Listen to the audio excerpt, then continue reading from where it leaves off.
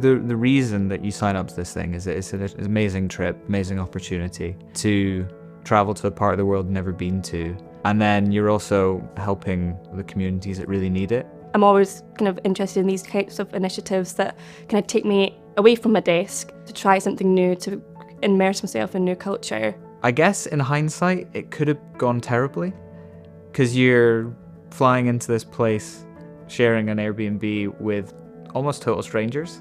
We're all from like different parts of the world, different cultures, different age ranges, different departments, different seniority levels, but we just gelled.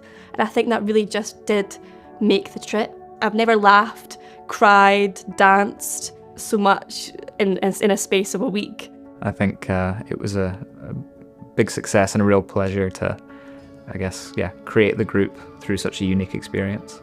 At the beginning of the trip, we were given these wooden hearts to symbolise if you had a moment that was really impactful or a bond that you shared with someone. And I did eventually give my heart to someone, but I also received a heart from Rebecca.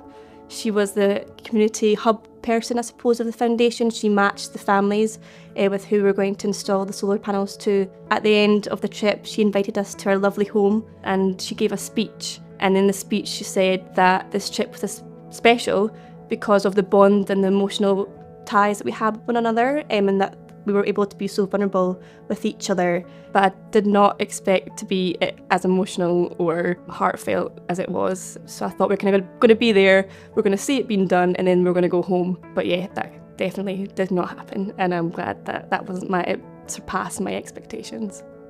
For me, I don't usually get super emotional at things. But one of the families in particular that we visited was Efrianne and his wife Yolanda. And when we sat down with Efrianne and he talked us through their situation, the thing that really stood out from that was basically that the love they have for each other is what keeps their strength and what pulls them through. I think it just highlighted the importance of energy. Obviously, we provide the data and the analytics. So it was nice to kind of get a first-hand experience and then to bring that back into my role and kind of tell that story. Wood Mac's been working with the foundation since 2021 and it's now a relatively big operation. I mean, you've got the microgrid already set up, they've got their solar trees, there's solar panels absolutely everywhere. Every year Wood Mac keeps going back. I think there's just that little bit more growth. When you meet Bill and Nancy for the first time, it really hits home. Like, they live this, and it sounds cliche, but it really is more than just work.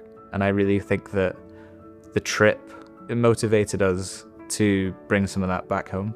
For me, it's easy to get caught up in the small things in life. I think sometimes I'm a worrier at heart, especially within my job. I'm like, oh my goodness, I made this mistake or this happened. But actually, when you meet people who have maybe so little in life and they rely on energy security and something that you think is so small, it actually changes your perspective in things. Work's obviously a really busy environment, and it can sometimes feel hard to take time out to devote it towards things like Let's Share the Sun.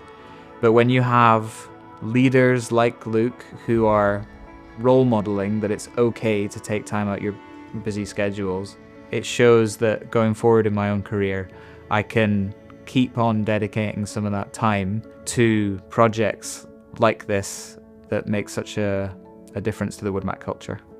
I think a moment where I felt really proud to be a Wood Macer was actually when I came home from the trip. I think when I was talking to my colleagues and they were asking me about it, it was just such an amazing experience that I almost wanted to take them with me and just show them what we had done and the impact that we had made. It's something that will, as I say, be with me for the rest of my life.